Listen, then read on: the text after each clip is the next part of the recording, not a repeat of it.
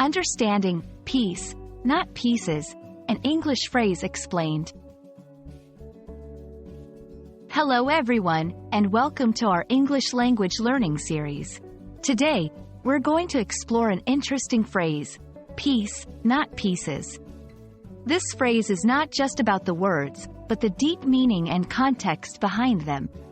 So, let's dive in and unravel the layers of this intriguing expression. Piece, not pieces, is a play on words known as a pun. The phrase cleverly uses two words that sound similar, peace and pieces, but have different meanings. Peace refers to a state of tranquility or quiet, while pieces means parts of something that is broken or shattered. This phrase is often used to advocate for harmony and unity rather than conflict and division. Understanding the phrase also involves looking at its historical and cultural context. It's often used in political or social movements to promote nonviolence and reconciliation. For instance, in times of war or political strife, this phrase might be used to encourage negotiation and peace talks, instead of further aggression or destruction. In everyday language, this phrase can be applied in various contexts, from personal relationships to workplace disputes.